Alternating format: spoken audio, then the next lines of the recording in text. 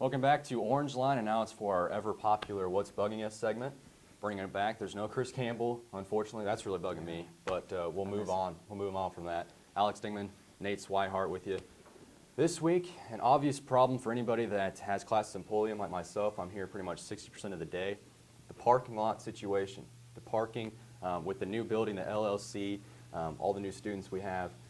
There's just nowhere to park, and I don't live on campus. I can't walk campus. Yeah, I mean it's getting a little out of hand. There's a lot of tickets being poured out, and really it's to the point now I feel like I pay enough at this university that I deserve a parking spot. And to not have one, I mean this is not that big of a campus that we should be walking from down the street.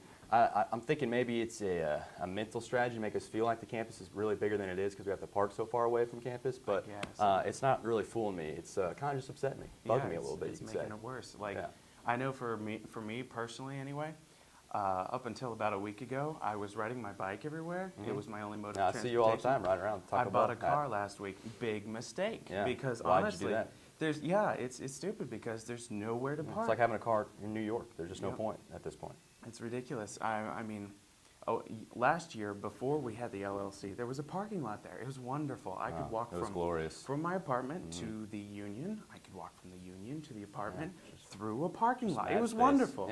Yeah, and now they put a building in my way. I mean, come on, that's ridiculous. Yeah, and now, you know, I see these signs put up. They make me chuckle every time. Parking for admission visitors only. Yeah.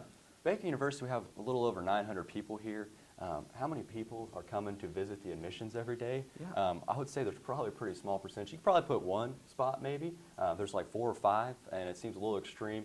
I know there's been multiple times I've parked in there, and I've gotten that nice little sticker on my window that's fun to try to get off on there as well. And, you know, it's because I don't want to be late to class. I'm trying to be a good student, you know, and they're not helping me out in that situation. So maybe limit the amount of reserve parking for these imaginary people. And then figure out some other situation where maybe we could have a possible parking lot so that us mass media students can get into Pulliam a little easier and not be late. I'm a little bit concerned about when they fill Denius with all the other offices on campus because it's only going to get worse. All those cars from that side of campus will be now on this side of campus.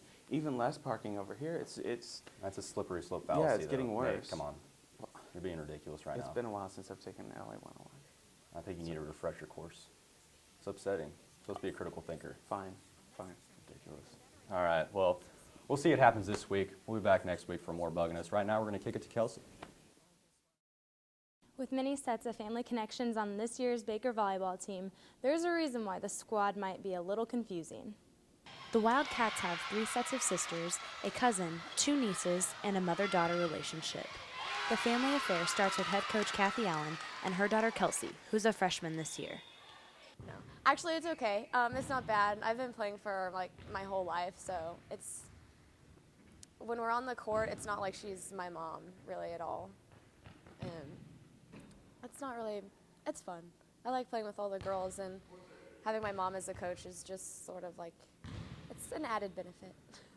And then things start to become complicated. Senior Jade Allen and freshman Brooke Allen are sisters on the team. Coach Allen is the duo's aunt, and Jade and Brooke are cousins with Kelsey Allen. I love playing with Jade and Brooke.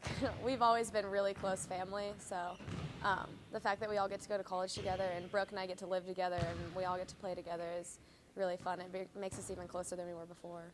But the family affair doesn't end there. Also playing for the Cats are sisters Nikki, a junior, and Kayla Anderson, a freshman. Kayla says her big sister impacted her decision to attend Baker. I've enjoyed having Nikki on the team. She's helped me a lot with understanding the game a lot and having that transition from high school to college. And I've just enjoyed having the time with her since I haven't seen her, seems like for over 2 years. But it's been a really good experience so far. The last set of sisters made their premiere last year. Senior Alexis and sophomore Brooke Pryor round out the pairs of sisters. The Pryors have impacted the volleyball team so far this year by being the forces to reconcile with on the front line. In nearly every game, one leads the team in kills, followed by the other. This season marks the 4th year the sisters have played together at the varsity level, both collegiately and in high school. Brooke Pryor says the two have appreciated their experience on the floor together. It's a really fun experience just because it's something that not a lot of people get to do and get to share with their sister. So it's fun to be in athletics with her and be around her. We're really good friends, so it's a different experience getting to play sports with her. With just under half the team having some sort of family connection, the Lady Cats have another reason to call themselves family. Reporting from Collins Gym, Kelsey Epperson, KNBU TV.